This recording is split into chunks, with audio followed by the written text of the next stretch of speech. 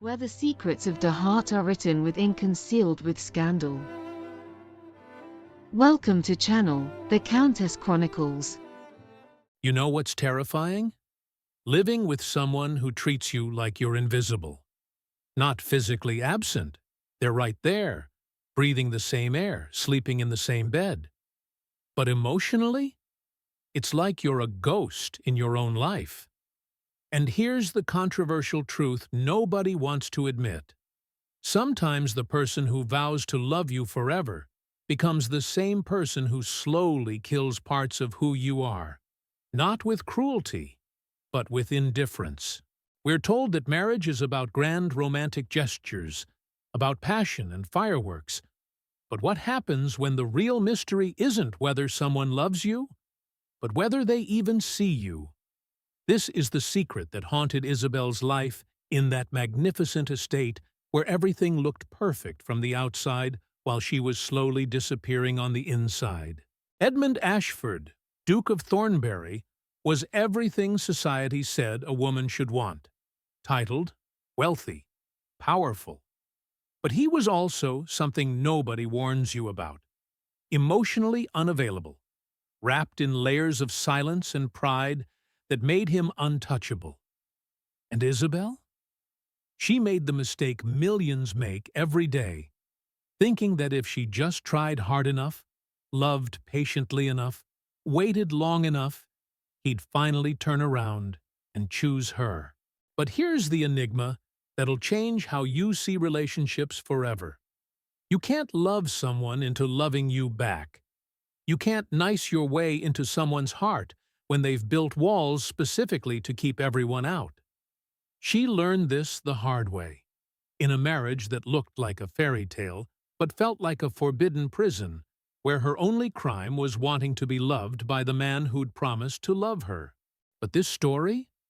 It's not about a woman waiting to be saved.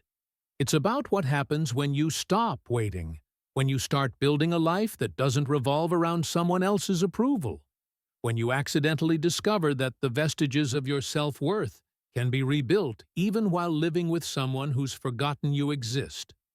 And here's where it gets interesting, where the conflict that drives everything happens. Sometimes the only way to wake someone up from their emotional coma is for them to see what they're about to lose, not through manipulation or games, but through the natural consequence of neglect, watching someone else appreciate what they've been taking for granted. Edmund told Isabel he'd never love her, and she believed him. She adapted. She survived. She even started to thrive in the margins of a marriage that had become more business arrangement than partnership. Then Thomas Avery walked through those estate doors, and everything shifted. Not because he was trying to steal another man's wife, but because he did something revolutionary.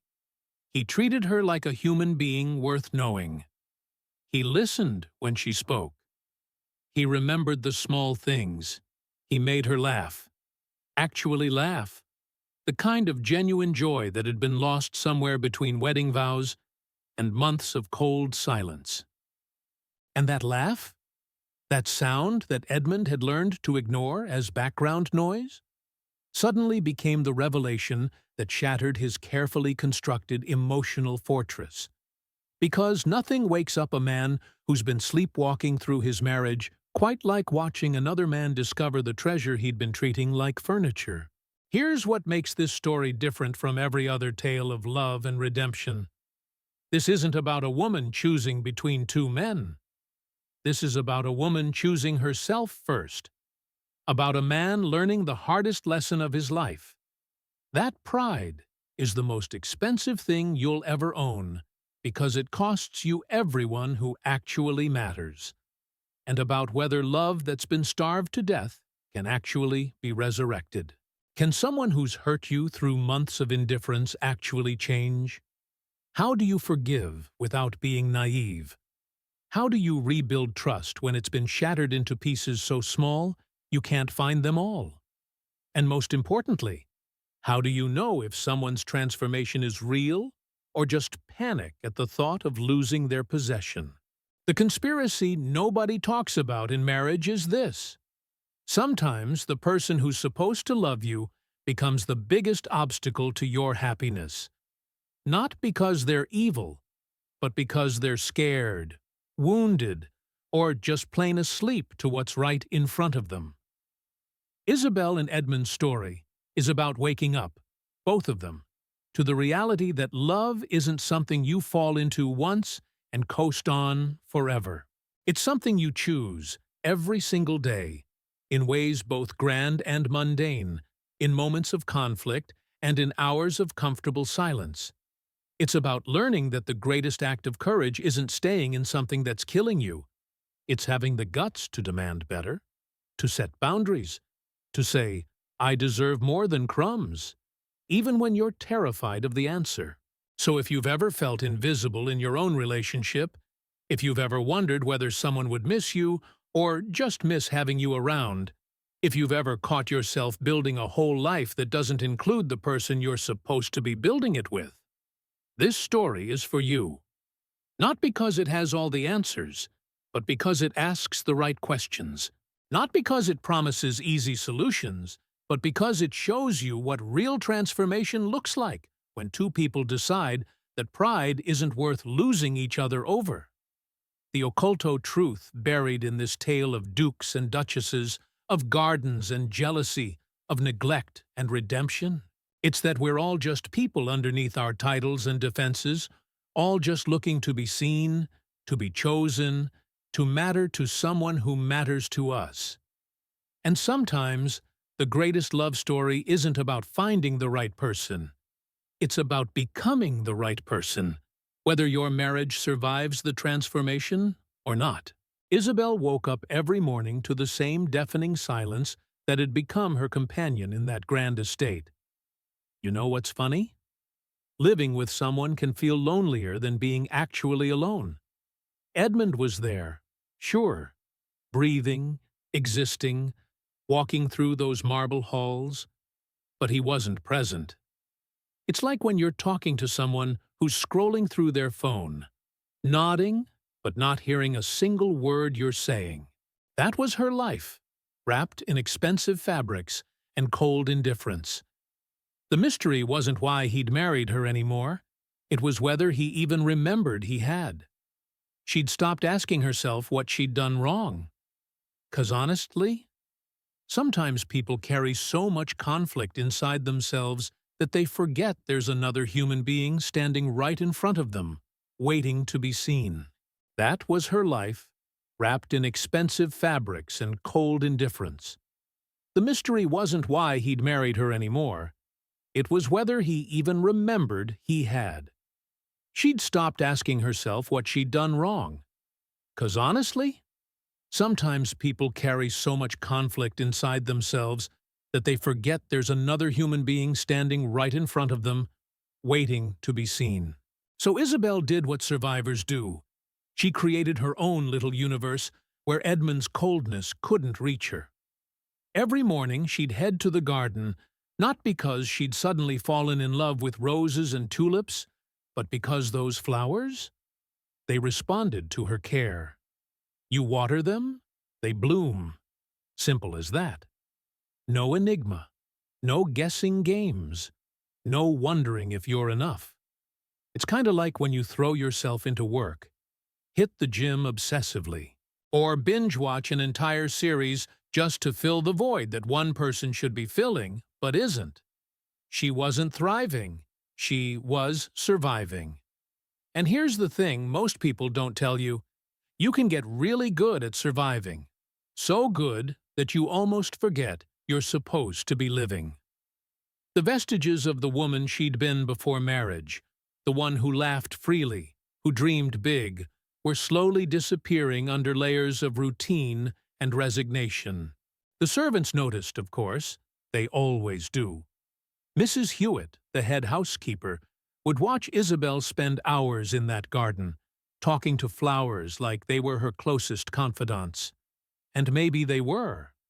When you're starved for connection, you'll find it anywhere, in the way sunlight hits a petal, in the silence between bird songs, in the steady rhythm of your own breathing. There's this weird comfort in predictable loneliness, you know? At least you know what to expect. Edmund's absence became a secret they all kept but never spoke about. The elephant in every room, the ghost at every dinner table. But here's what breaks my heart. Isabel never complained. Not once. She just adapted, like a plant that learns to grow toward whatever small crack of light it can find. She'd play piano in the East Wing, where the acoustics made every note echo through empty chambers. Music became her voice when she couldn't find the words, her scream when she couldn't afford to break down. Have you ever poured your soul into something just because you had nowhere else to put it? That's what those piano sessions were. Coded messages to herself, reminders that she still existed, that she still felt things even if no one was around to witness it. The dukes and duchesses of that era, they lived in these magnificent prisons, didn't they? All that wealth, all that status, and yet they couldn't buy the one thing that actually matters: being truly known by another person. The conspiracy of high society was that everyone pretended everything was perfect, while slowly suffocating behind closed doors. But here's where it gets interesting, and this is something I've learned the hard way. When you stop waiting for someone to complete you and start building a life that doesn't revolve around their approval, something shifts. Isabel wasn't trying to make Edmund jealous or prove a point. She was genuinely trying to find reasons to wake up in the morning. She'd befriend the cook, learn about herbs and their occulto properties for healing.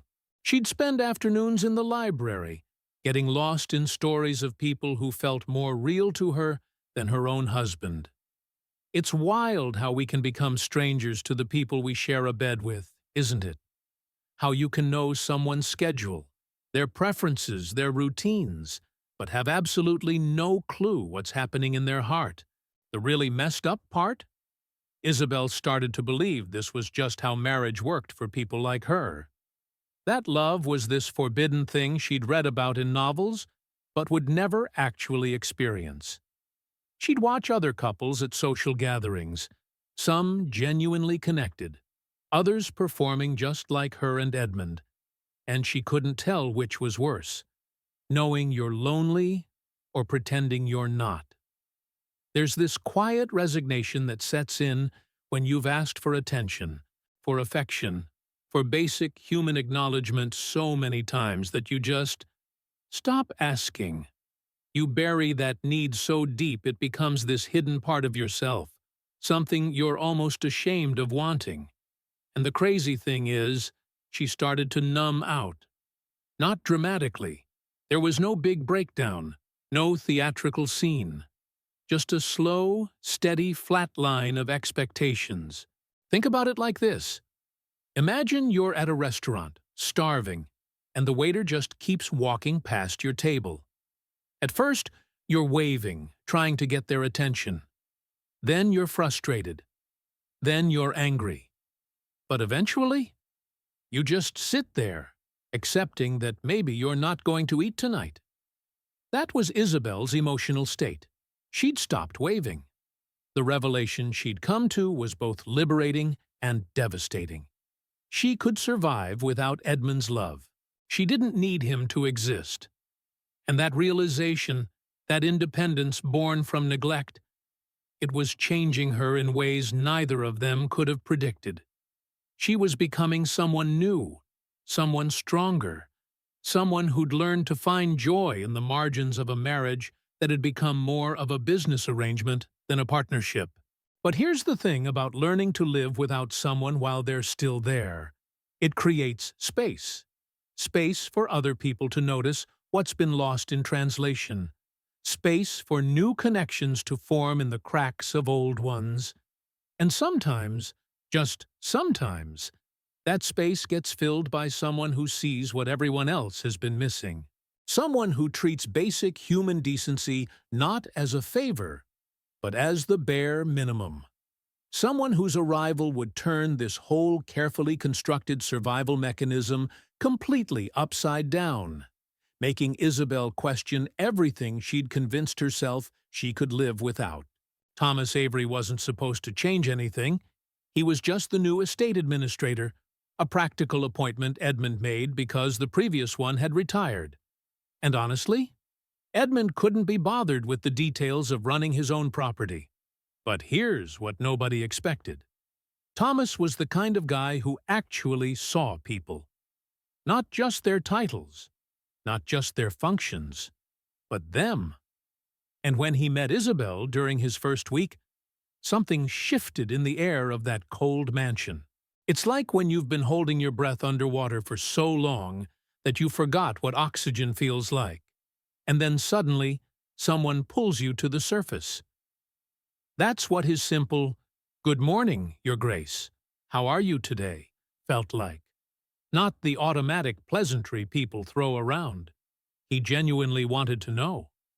The mystery was how someone so new could make her feel more acknowledged in 5 minutes than her husband had in months. Thomas had this way of listening that made you feel like you were the only person in the world. You know that rare quality some people have where they're not just waiting for their turn to talk? Where they actually hear what you're saying, remember it, and bring it up later. Yeah, that was him. One afternoon, Isabel mentioned she'd always loved the secret garden on the east side, but hadn't visited it since autumn. 3 days later, Thomas had cleared the overgrown paths and left a small note. "The garden misses you. Perhaps it's time for a reunion?" It's crazy how the smallest gestures can crack open a heart that's been sealed shut for self-preservation. Edmund would walk past that same garden daily and never once think to ask if she'd like to stroll through it with him. But this stranger? He'd made it his mission to restore something beautiful just because she'd mentioned it in passing. They'd run into each other in the library one evening, both reaching for books about estate management, which made them laugh because what were the odds? And there it was. Isabel's laugh. Real, unguarded, echoing through those dusty shelves like it was breaking some ancient curse. Thomas didn't try to impress her with eloquent speeches or his knowledge of aristocratic codes of conduct. He just talked to her. About regular stuff. About how he'd grown up in the countryside, how his mother used to say that flowers had personalities just like people, how he thought the cook's apple pie was quite possibly the best thing he'd ever tasted. It's wild, right? How we can be surrounded by elegance and sophistication, but what we're really craving is someone who treats us like a regular human being, worth having a conversation with. The conspiracy of high society is that everyone's performing all the time. And Thomas? He'd apparently missed that memo. Here's where it gets interesting. And trust me, I've seen this pattern play out in modern relationships too. Thomas represented everything Edmund wasn't giving her. Attention, curiosity, warmth. He'd ask about her piano playing and actually stick around to listen. He'd notice when she seemed tired and suggest she take a break. He'd remember she preferred tea over coffee and always made sure Mrs. Hewitt knew to prepare it just right. It's that thing where someone does the basics, remembers your birthday, asks how your day went, notices when you're upset, and suddenly you're thinking, wait, this exists? Because you'd been so conditioned to receive the bare minimum that basic human decency started feeling like luxury treatment. The vestiges of her self-worth that Edmund had eroded were slowly being rebuilt, brick by brick, through Thomas's simple kindness. But let's be clear about something, 'cause this is important. Isabel wasn't falling for Thomas. Not really. She was falling for the feeling of being seen. There's a massive difference, you know? It's like when you're dehydrated and someone hands you water.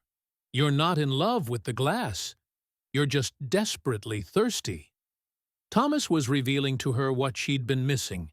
showing her that the silence and neglect she'd accepted as normal were actually pretty messed up. Have you ever had someone from outside your relationship treat you better than the person who's supposed to love you? That moment when a friend, a coworker, a random acquaintance shows more interest in your well-being than your partner? It's both validating and absolutely crushing because it confirms what you've been trying to deny. You deserve better than what you're getting. The servants started noticing the change too. Isabel hummed while arranging flowers now. She'd smile at breakfast instead of staring blankly at her plate. The occulto transformation wasn't dramatic. She hadn't suddenly become a different person. But it's like someone had turned on a light inside her that had been switched off for way too long. Mrs. Hewitt would catch glimpses of her Grace and Thomas talking in the garden, both laughing at some enigma they were trying to solve, about the hedge maze.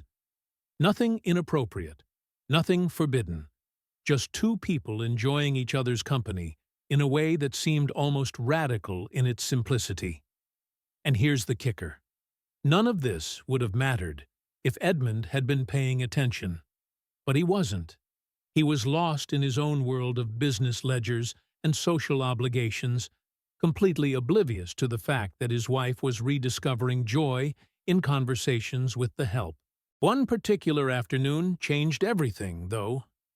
Isabel was in the music room, and Thomas had stopped by to discuss some estate matters. But instead of the usual quick exchange, he asked if she'd play something for him. And she did. This beautiful, melancholic piece that had been sitting in her chest for months. When she finished, there was this moment of silence, and Thomas said something that would echo through those halls in ways neither. And that's precisely when Edmund walked past the music room and heard it. Not the music. He'd heard her play 1,000 times and never stopped to listen. No, he heard her laugh. That genuine, unrestrained sound of joy he'd almost forgotten she was capable of making. He paused outside the door, something uncomfortable twisting in his chest. For the first time in months, maybe years, Edmund felt something sharp and unfamiliar. Jealousy, fear, and the creeping revelation that he'd been taking a masterpiece for granted while someone else was learning to appreciate its value. The ice he'd built around himself wasn't protection anymore. It was becoming the very thing that might cost him everything. And suddenly, the conflict he'd been avoiding was standing right in front of him, demanding to be acknowledged. Edmund stood frozen outside that music room, his hand gripping the doorframe like it was the only thing keeping him upright. That laugh, her laugh, hit him harder than any business loss or social scandal ever could. It's funny how we don't realize what we have until we see someone else appreciating it, right? Like that classic story where you ignore your phone for months, but the second someone picks it up to look at it, suddenly you need it back, right now. Edmund had spent months treating Isabel like furniture, always there, serving a purpose, but not really seen. And now? Now he was watching another man discover the artwork he'd been too blind to notice. The mystery wasn't why she was laughing with Thomas. It was why it had taken this to make Edmund finally feel something. That night, he couldn't sleep. He kept replaying that sound in his head. Her genuine joy. Something he realized with crushing clarity that he hadn't heard in forever. Had he ever made her laugh like that? The silence of their bedroom felt different now, oppressive in a way it hadn't before. See, here's the psychological truth bomb. We humans are masters at compartmentalization. Edmund had convinced himself that his coldness was necessary, that keeping distance was how you maintained control, that showing emotion was weakness. But all those walls he'd built to protect himself from vulnerability, they weren't protecting anything. They were just slowly killing everything good that could have grown between them. It's like putting a plant in a dark closet and wondering why it's not blooming. The conflict he'd been avoiding externally had been raging inside him all along. He'd just gotten really good at ignoring it. The next morning, Edmund did something he hadn't done in months. He actually looked at Isabel during breakfast. Really looked. And what he saw shook him. She was beautiful. He'd always known that in an abstract way, but there was something else now. A lightness in her eyes, a straightness in her posture, like she'd remembered she existed beyond these walls and his indifference. She was becoming someone who didn't need his approval to feel worthy, and that terrified him more than any business conspiracy or political intrigue ever could. You know that panic that sets in when you realize you're losing something you didn't even know you valued? That's what was coursing through Edmund's veins. He'd see her walking through the gardens with Thomas, discussing God knows what, and this unfamiliar burning would spread through his chest. Jealousy mixed with regret, mixed with the enigma of why he'd let things get this bad. Here's where it gets real, though, and I've seen this pattern destroy countless relationships.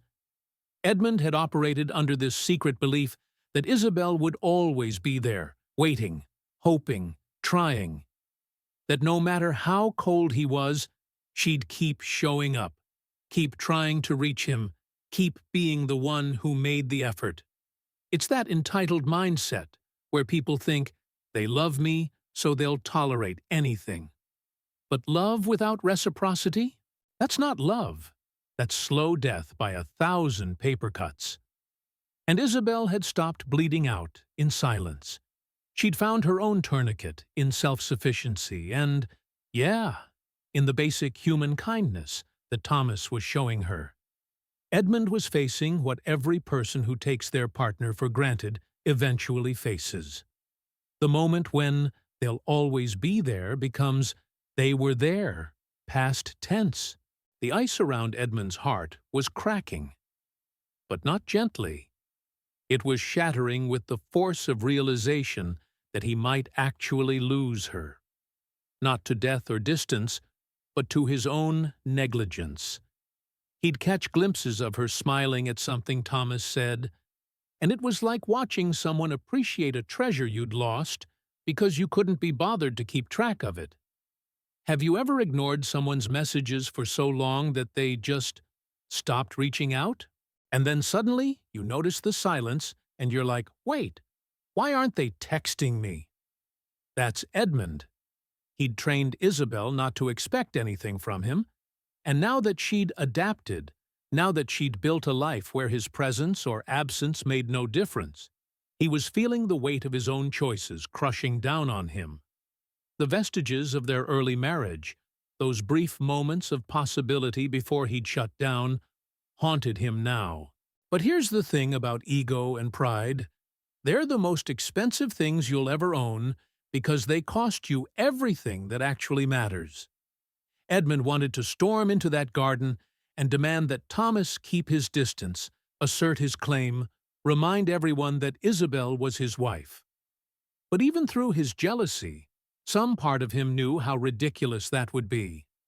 How do you claim ownership of someone you've been neglecting? How do you demand loyalty from someone you've shown nothing but indifference? It's like that moment when you have to choose between your ego and the love of your life, and way too many people choose the ego. They'd rather be right than be happy, rather maintain their pride than admit they've been wrong. Edmund was standing at that crossroads, and the revelation that he'd been the villain in his own love story was almost too much to bear. He started noticing everything he'd missed. The way Isabel had rearranged the library to include books on botany. Her new interest that he knew nothing about. The small paintings she'd been working on, hidden away in a corner studio he'd never bothered to visit. The coded language the servants used around him now, protective of her in ways that suggested they'd witnessed his cruelty even when he'd thought he was just being distant. Edmund was discovering that while he'd been building his walls, Isabel had been building a whole life he wasn't part of. And Thomas? Thomas was just the catalyst, the mirror reflecting back everything Edmund had failed to be. The real conflict wasn't between Edmund and Thomas. It was between Edmund and the version of himself he'd become. The cold ghost of a man who'd forbidden himself from feeling because feeling meant risking pain. Late one night, Edmund found himself in that east wing where Isabel played piano, running his fingers over the keys she touched daily. The occulto truth he'd been avoiding was right there in the silence. He'd been so afraid of losing control, of showing weakness, of being vulnerable, that he'd guaranteed the very disapparecimento he feared most. She hadn't left physically, but emotionally? She'd been gone for months, and he'd been too wrapped up in his own protective mechanisms to notice. The question that haunted him now, the one that kept him awake staring at the ceiling while she slept, turned away from him, was this. Had he realized too late? Could you resurrect something you'd starved to death? Or was he about to learn the hardest lesson of all? That some doors, once closed through neglect, can never quite open the same way again. The mystery of whether love could survive his particular brand of coldness was about to be tested. And for the first time in years, Edmund wasn't sure he'd like the answer. Edmund's first attempt at reconnection was, quite frankly, awkward as hell. Picture this.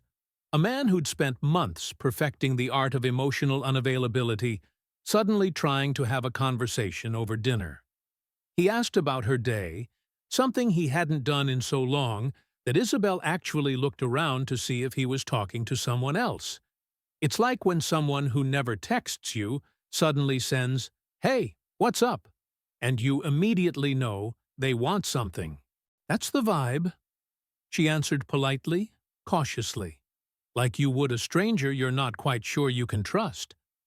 And honestly, that's exactly what he'd become to her. A well-dressed stranger she happened to share a house with. The enigma wasn't whether Edmund had changed overnight. It was whether this sudden interest was genuine concern or just territorial panic now that another man had entered the picture. See? Here's what most people don't get about trying to fix a relationship you've neglected. You can't just show up with flowers and expect everything to reset. It's not a video game where you hit restart and all the damage disappears. Isabel had spent months building emotional walls for survival, learning to not need him, teaching herself that his attention wasn't coming and she needed to be okay with that. You can't just knock on those walls and expect them to crumble because you finally decided to care. Edmund would try to join her in the garden, the space that had become her sanctuary because he wasn't in it. And she'd tense up, her peace interrupted by the very presence she'd learned to live without. It's brutal, but that's the reality. Sometimes the silence becomes more comfortable than the noise of someone trying too late. The real turning point came one evening when Edmund found her reading in the library.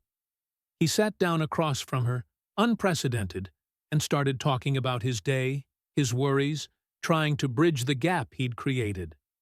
And Isabel, God bless her, she just looked up from her book and asked the question that changed everything.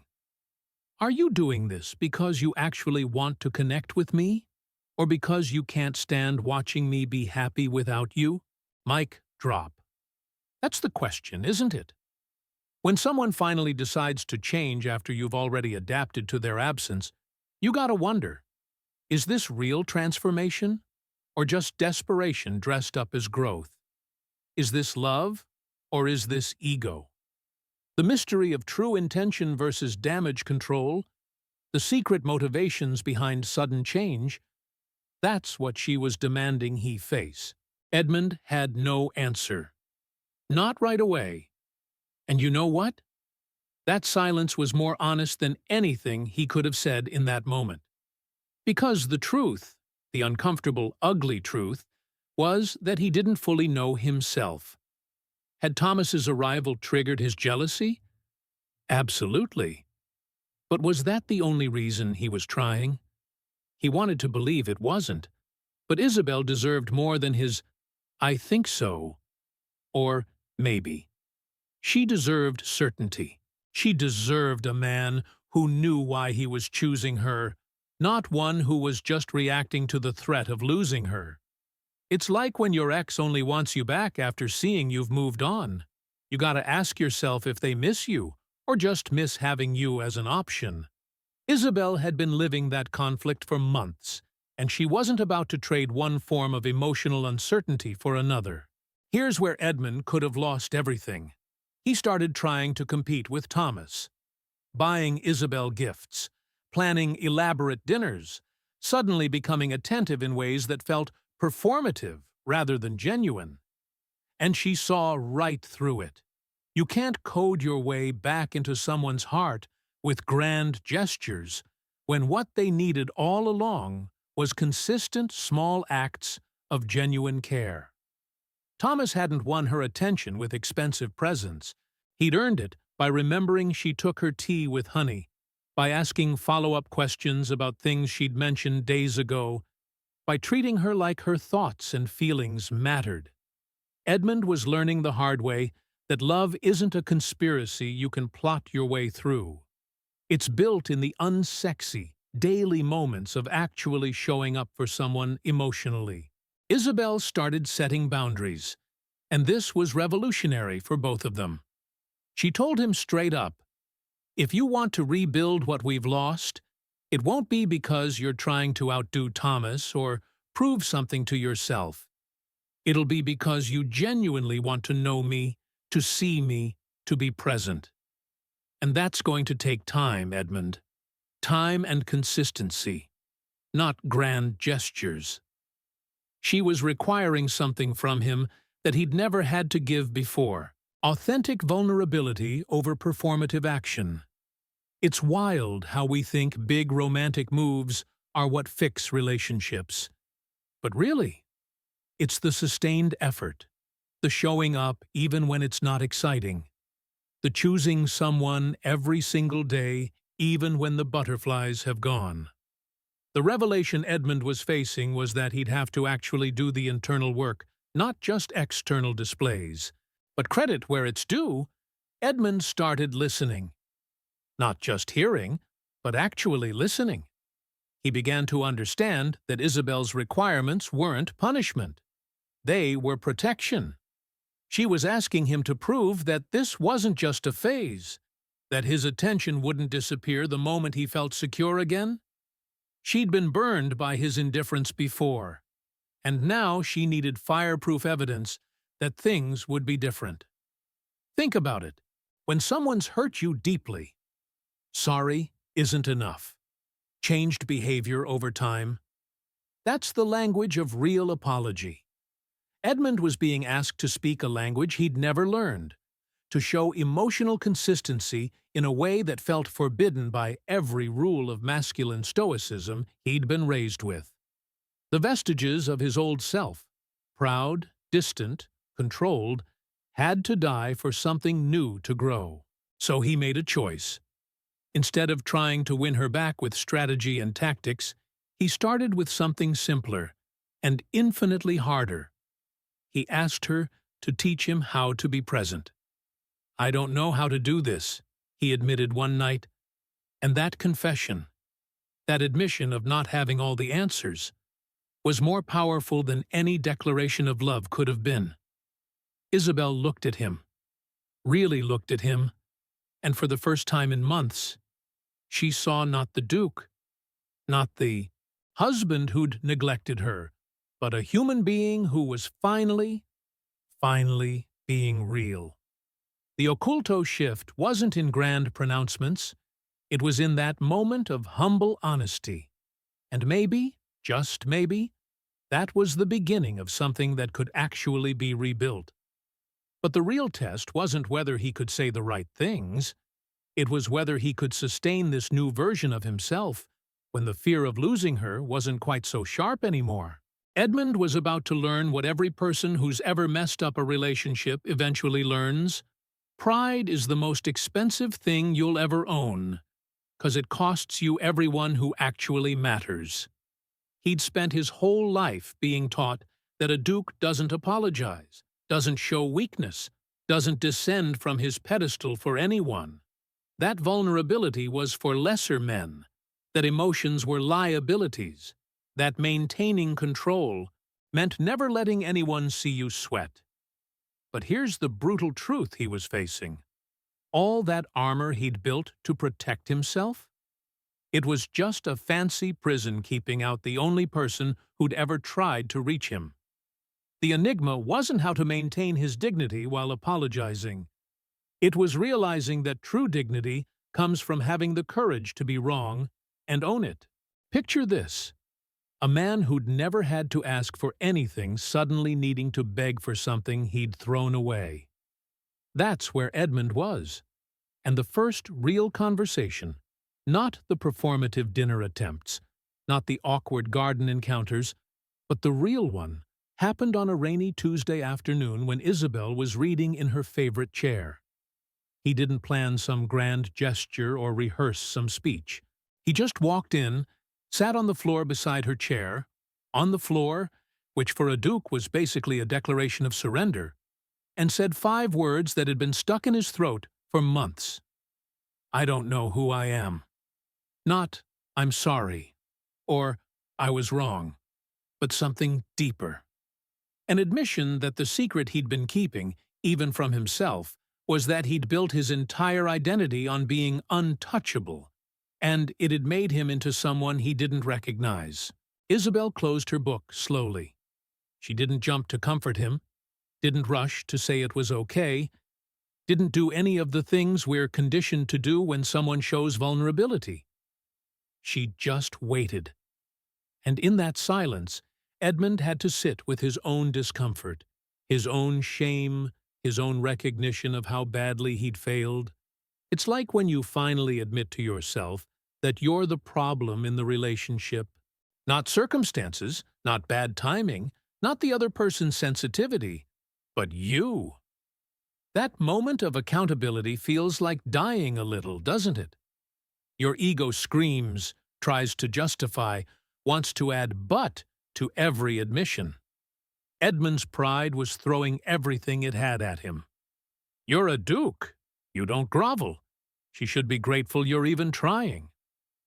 But for the first time in his life, he'd told that voice to shut up. "I made you invisible," he continued, his voice cracking in a way that would have mortified him months ago. "You'd speak, and I wouldn't hear you. You'd reach for me, and I'd turn away. You became this vestiges of what we could have been. And I convinced myself that was normal.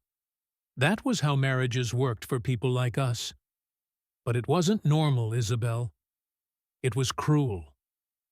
Here's what's powerful about this moment. He wasn't asking for forgiveness yet. He was just naming what he'd done, owning it without excuse or justification. That's the difference between a real apology and manipulation, you know?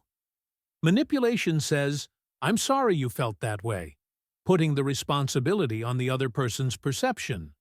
True accountability says, "I did this thing, it hurt you, and that was wrong."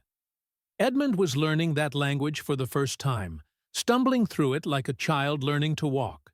The revelation that hit him hardest was understanding that Isabel hadn't needed grand romantic gestures or expensive gifts or even passionate declarations. She'd needed basic human recognition. She'd needed him to ask how her day was and actually listen to the answer. To notice when she was sad. To celebrate when she was happy. To just see her. It's wild how the simplest things become radical acts when they've been missing for so long. Edmund realized that while he'd been treating their marriage like a business arrangement where his minimal presence was sufficient payment for her title and security, she'd been slowly starving for the emotional connection that makes humans feel alive. The conflict wasn't that they wanted different things. It was that he'd been too wrapped up in his own fears and pride to give her the basics. He told her about his father, cold, distant, a man who'd raised Edmund to believe that emotions were weapons others would use against you, that showing love was giving someone power to destroy you. It's that generational trauma thing, right? Where hurt people, and everyone's just carrying around their parents' unresolved issues like cursed family heirlooms. Edmund had watched his mother wither under his father's indifference, and had somehow concluded that the lesson was, don't let anyone close, instead of, don't be like Dad. The occulto programming he'd been running on was that vulnerability equals weakness, that if he let Isabel see his real feelings, she'd have the power to shatter him. But in trying to protect himself from potential pain, he'd guaranteed actual pain for both of them. That's the sick irony of emotional self-protection. It destroys the very thing it's trying to preserve. I don't know if I can be what you need, Edmund admitted. And this is important. He wasn't saying it to escape responsibility. He was being honest about his limitations while still committing to try. I've spent 35 years building walls, and I don't know how to take them down. But I want to learn. Not because Thomas makes me jealous, though he does. But because living without you, even while you're here, it's like being lost in my own house. I walk through these halls and everything's empty because you're not really there anymore, and that's my fault. See, that's growth, not I'll change for you, which is external motivation that fades, but I need to change because this version of myself is killing me too, which is internal and sustainable. Isabel didn't answer right away, and Edmund had to sit in that uncertainty, that mystery of not knowing if she'd give him another chance. His pride wanted to fill the silence, to convince her, to control the outcome. But he'd learned enough to know that this moment wasn't about him anymore. It was about whether he'd done enough damage that no amount of growth could repair it. The forbidden territory he was entering was one where he didn't have power, didn't have control, didn't have guarantees. He was finally, truly vulnerable in a way that terrified him more than any business deal or social scandal ever could. And as he sat there on that floor, looking up at the woman he'd taken for granted, Edmund understood that real strength isn't in never falling. It's in having the guts to stay down there until you learn why you fell in the first place, and whether the person you hurt has any reason left to help you back up. Isabel sat with Edmund's confession hanging in the air between them like morning fog, heavy, obscuring, but slowly lifting with the light of truth. Here's what most people get wrong about forgiveness. They think it's this instant thing, like flipping a switch from hurt to healed. But real forgiveness? That's a process, a choice you make every day, sometimes every hour, to not let bitterness consume you. And Isabel knew something crucial, that Edmund was just learning. Forgiving someone doesn't mean pretending they didn't hurt you. It means acknowledging the wound, watching them genuinely change, and choosing to believe in that change while keeping your eyes wide open. The mystery wasn't whether she could forgive him, it was whether she should, whether this transformation was deep enough to risk her heart on. She took a breath, one of those deep ones you take before jumping off a cliff, not knowing if you'll fly or fall, and said something that would redefine their entire relationship. Edmund, I can forgive you. I can even believe you're trying. But I need you to understand something. Forgiveness isn't a permission slip to go back to who you were. It's not me saying, everything's fine now. It's me saying, I see your effort. I choose to trust it. But if you take me for granted again, I won't stay. That's mature love right there. not the fairy tale version where love conquers all and past hurts magically disappear. This was love with boundaries, love with self-respect, love that says, I value you, but I value myself too. The secret she'd learned during those months of loneliness was that she could survive without him. And that knowledge gave her the power to stay by choice, not necessity. Edmund nodded slowly, and you could see it in his eyes, the weight of understanding that he was being given a gift, not a guarantee. She wasn't running back into his arms with tears of joy like some dramatic novel. She was walking toward him carefully, testing the ground with each step, making sure it was solid before putting her full weight on it. And honestly, that's the only way real healing happens. Think about it like this. If someone breaks your phone, they can apologize all day long, but you're not going to trust them with your phone again until they've proven through consistent action that they've changed their careless behavior. Isabel was applying that same logic to her heart, which is way more valuable than any phone. The vestiges of trust he'd shattered weren't going to rebuild themselves overnight just because he finally woke up. But here's where Isabel showed her real strength. She didn't make him grovel endlessly. She didn't weaponize his mistakes to maintain power in the relationship. That's the trap some people fall into, right? They say they forgive, but then bring up past mistakes every time there's a disagreement, keeping a coded scorecard of who hurt, who worse. That's not forgiveness. That's just holding someone hostage to their worst moments. Isabel knew that if she was going to give this another chance, she had to actually give it a chance, not set Edmund up to fail by never letting him move past his mistakes. She told him clearly, I'm not going to throw your neglect in your face every time we argue, but I am going to pay attention. I'm going to watch if your actions match your words over time. That's the difference between giving someone another chance and being naive. The weeks that followed were tentative, careful, like two people learning to dance together for the first time. Edmund would ask about her day, and she'd answer, not with the guarded politeness of before, but with real details, real feelings. He'd mess up sometimes, fall back into old patterns of distance when work stressed him out. But here's what changed. He'd catch himself. He'd notice. He'd come back and say, I'm doing it again, aren't I? The shutting down thing, that self-awareness, that ability to recognize his patterns and disrupt them? That's what convinced Isabel this was real. You can't fake that level of internal work. It's like when someone promises to change, but then does nothing different versus someone who actually puts in the daily effort to be better. The revelation for both of them was that healing a relationship is less about dramatic moments and more about consistent, boring, everyday choices to show up. Thomas, for his part, noticed the shift. He wasn't blind. He could see Edmund trying, could see Isabel responding. And here's what made Thomas a genuinely good person. He stepped back gracefully. He didn't try to compete or sabotage or convince Isabel that Edmund would fail again. He just maintained professional distance while being genuinely happy to see her finding some peace. Because that's what real care looks like.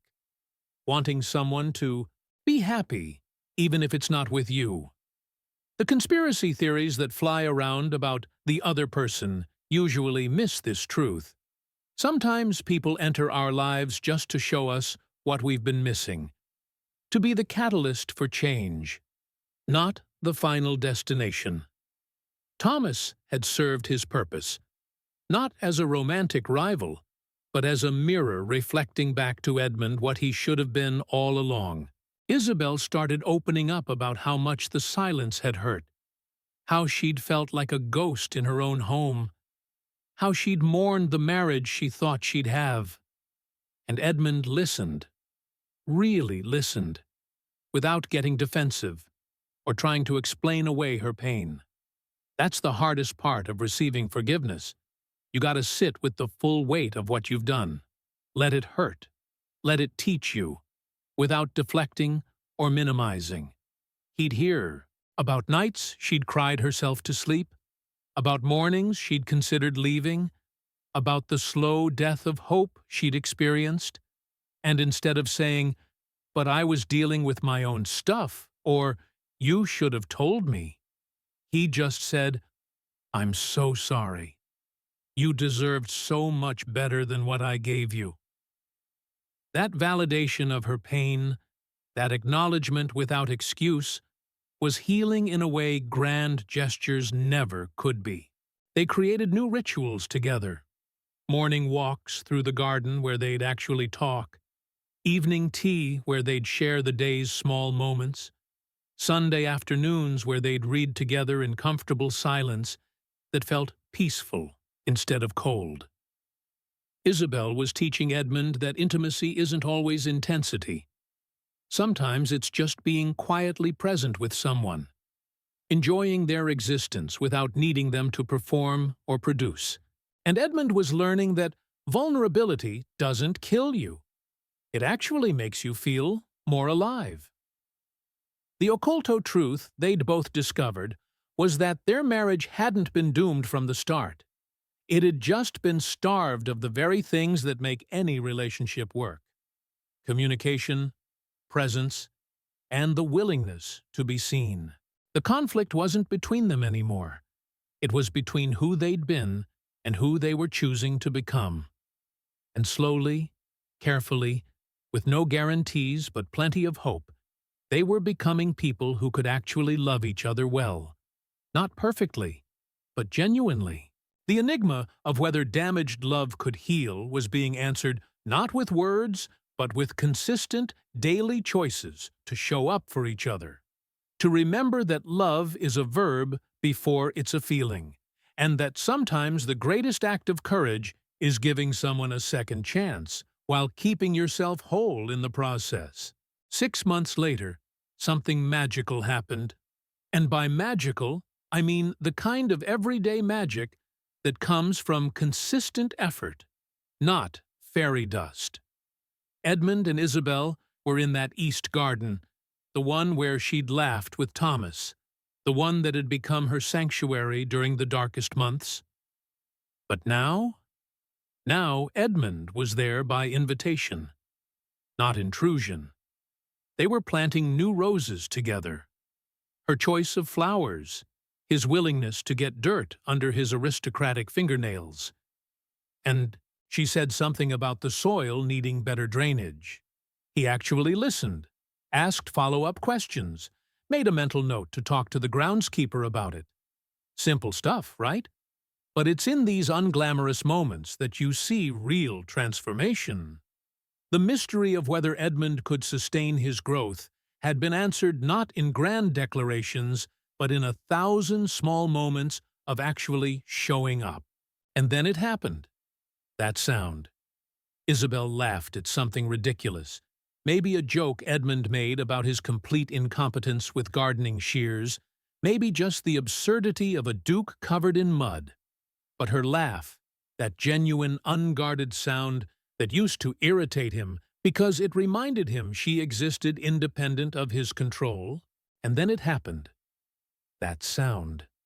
Isabel laughed at something ridiculous, maybe a joke Edmund made about his complete incompetence with gardening shears, maybe just the absurdity of a Duke covered in mud. But her laugh, that genuine, unguarded sound that used to irritate him because it reminded him she existed independent of his control. That same sound was now the most beautiful thing he'd ever heard. Edmund stopped what he was doing, just froze there holding a trowel, staring at her like she'd performed some miracle. Because, in a way, she had. She'd trusted him enough to be genuinely happy in his presence again. The revelation washing over him wasn't new information. It was felt truth. Her joy, her freedom, her wholeness. That wasn't a threat to him. That was the whole point of loving someone. Here's what's powerful about this moment. Edmund wasn't trying to possess that laugh anymore, wasn't threatened by her independence, wasn't calculating how to maintain control. He was just grateful. Grateful she was still there. Grateful she'd given him another chance. Grateful that her happiness included him, instead of existing despite him. It's like when you almost lose something, and suddenly you see it with completely new eyes. Owed not as an entitlement, but as a gift. That garden, which had once been the scene of his jealousy and awakening, was now becoming a space where they were building something new together.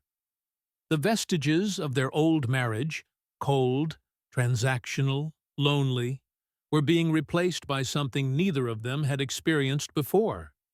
Partnership built on actual choice and presence. Isabel caught him staring and raised an eyebrow, that little smile playing on her lips. "What?" she asked, and Edmund didn't have some smooth answer prepared. He just said the truth. "I almost lost this. I almost lost you. And I wouldn't have even known what I was losing." That honesty, that vulnerability he used to think was weakness? It was actually the strongest thing about him now. She reached over and touched his hand. Not a grand romantic gesture, just a simple touch that said, "I know, and I'm choosing to be here anyway." The silence that followed wasn't awkward or cold like before. It was full, comfortable, the kind of quiet that happens between people who don't need to fill every moment with words, because they're secure in each other's presence. They talked about Thomas briefly, not with jealousy or resentment, but with a kind of grateful acknowledgement. "He showed me what I was missing," Isabel said carefully, watching Edmund's face for signs of the old defensiveness. But Edmund just nodded, squeezed her hand. "He showed me what I was failing to give. I should probably thank him, though that might be awkward." They both laughed at that. They talked about Thomas briefly, not with jealousy or resentment, but with a kind of grateful acknowledgement. "He showed me what I was missing," Isabel said carefully, watching Edmund's face for signs of the old defensiveness. But Edmund just nodded, squeezed her hand. "He showed me what I was failing to give. I should probably thank him, though that might be awkward." They both laughed at that, and there was something healing about being able to discuss that painful period without it destroying them. The secret they'd learned was that past mistakes don't have to be forbidden topics. They can be learning experiences you reference to make sure you don't repeat them. Thomas wasn't a conspiracy or a threat anymore. He was just part of their story, the catalyst that forced them both to evolve. Edmund pulled her close, not possessively but tenderly, as they sat on the garden bench watching the sunset paint the sky in impossible colors. "Your laugh used to scare me," he admitted quietly, "because it meant you were happy without needing me, and my ego couldn't handle that. I wanted you dependent, manageable, controlled. But now your laugh is my favorite sound because it means you're free, and you're choosing to share that freedom with me. That's the whole game right there. Real love celebrates the other person's wholeness, doesn't try to diminish it.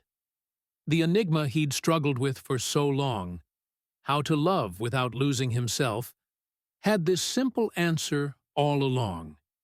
You don't lose yourself in healthy love. You find yourself. You become better because someone sees you clearly and still chooses you." Isabel rested her head on his shoulder, something she wouldn't have trusted herself to do months ago, wouldn't have wanted to do for even longer before that. "We almost didn't make it," she said softly, not accusingly, just stating fact.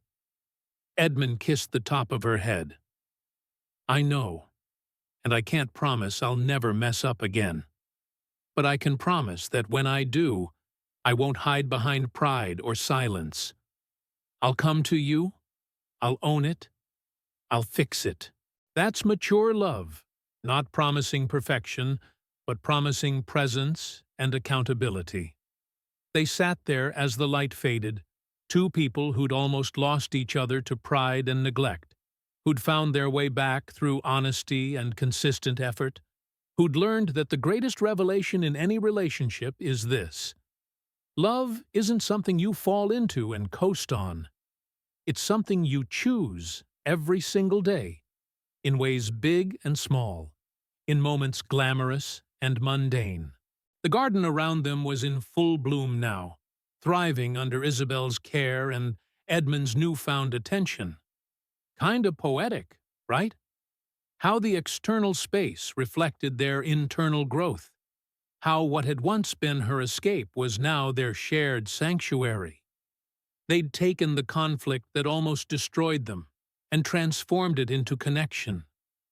They'd taken the occulto resentments and brought them into the light where healing could happen.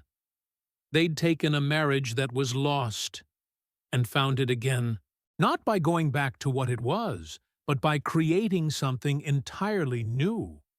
And as they walked back to the house hand in hand, muddy and tired, and genuinely content, they both understood that this wasn't the end of the story. This was just the beginning of the marriage they should have had all along, the one they'd have to keep choosing every day, the one that required them both to stay awake, stay present, and keep showing up for each other long after this moment of garden sunset perfection had faded into ordinary days and real-life challenges. So here's the real question, the one that matters more than Edmund and Isabel's fictional journey. What are you doing right now in your own relationships? Are you the Edmund building walls so high that nobody can reach you, convincing yourself that emotional distance is strength when it's really just fear dressed up in fancy clothes? Or are you the Isabel, watering gardens and finding joy in the margins because you've accepted crumbs when you deserve the whole damn feast? Maybe you're somewhere in between, stuck in that silence that's become so normal, you've forgotten what real connection even feels like. The mystery isn't what happened to these characters. It's what's happening to you right now, today, in the relationship you're pretending is fine, when it's actually slowly dying. Here's the uncomfortable truth that this story reveals. Every single day you're making a choice. You're either choosing presence or distance, vulnerability or protection, growth or stagnation. And the secret that'll either liberate you or haunt you is this: doing nothing is a choice. Staying silent about your needs is a choice. Accepting neglect is a choice. Hiding behind pride is a choice. Edmund almost lost everything because he chose his ego over his marriage for months, and by the time he woke up, he had to face the enigma of whether it was too late. So ask yourself, are you waiting for some dramatic wake-up call? Some Thomas Avery to walk through your door and show you or your partner what's been missing? Or are you brave enough to have the hard conversation today, right now, before the damage becomes irreparable? Think about the last time you really saw your partner. Not just looked at them, but actually saw them. When's the last time you asked how they were doing and genuinely listened to the answer instead of planning what you're gonna say next? When's the last time you chose curiosity over assumption, connection over convenience, presence over distraction? If you can't remember, that's your revelation, right there. You're living Isabel's lost months or Edmund's cold indifference, and you don't even realize it. The conflict in your relationship isn't about who's right or wrong. It's about whether you're both showing up or just occupying the same space while living separate lives. And here's the provocative part. If someone else started treating your partner the way Thomas treated Isabel, with basic attention and kindness, would they even notice the difference? Would you? Let's get practical for a second. 'Cause inspiration without application is just entertainment. Today, not tomorrow, not when things get better, not when you feel ready. Today, do one thing differently. If you're the person who's been distant, go home and ask your partner about their day. Then actually listen like their answer matters. Put down your phone. Make eye contact. Remember what they tell you and bring it up later. If you're the person who's been accepting less than you deserve, set one boundary. Say what you need clearly, without apology, without making yourself small to make someone else comfortable. Write down 3 non-negotiables for your relationship. Things you will no longer tolerate in the name of keeping peace. Because peace without honesty isn't peace. It's just forbidden resentment waiting to explode. And if you're watching this thinking, my relationship isn't that bad, or at least we don't have those problems, let me hit you with some real talk. Edmund thought things were fine too. Isabel convinced herself it was normal for months. The conspiracy we tell ourselves is that as long as nobody's actively fighting or cheating, the relationship must be healthy. But slow death is still death. Comfortable. Neglect is still neglect. And the occulto truth you might be avoiding is that you know, deep down, whether you're truly connected or just going through the motions. You know whether your relationship is thriving or surviving.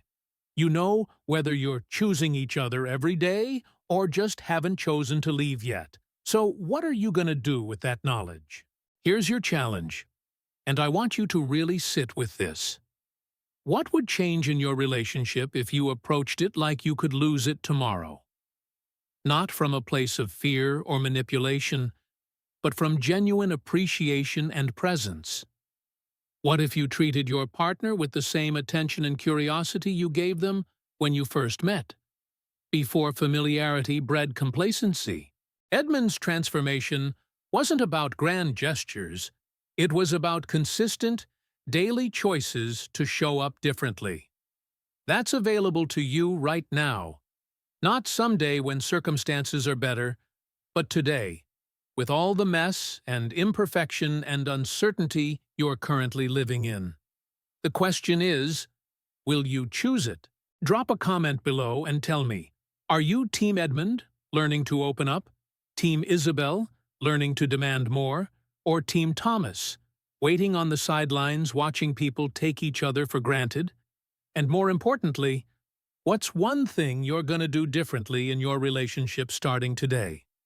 I want to hear your story, your struggles, your victories. Because these aren't just fictional tales from some dusty aristocratic past. These patterns play out in modern relationships every single day. And the only way we break them is by having honest conversations about what's really going on beneath the surface.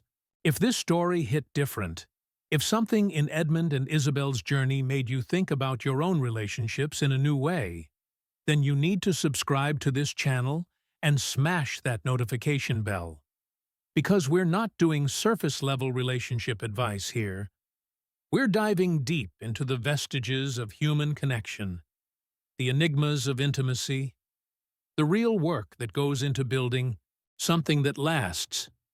We've got more stories coming that'll challenge everything you thought you knew about love, commitment, and what it actually takes to show up for another human being day after day. Don't miss the next one. Your relationship might depend on the revelation waiting for you there. Now stop watching and go do something about what you just learned. Your person is waiting.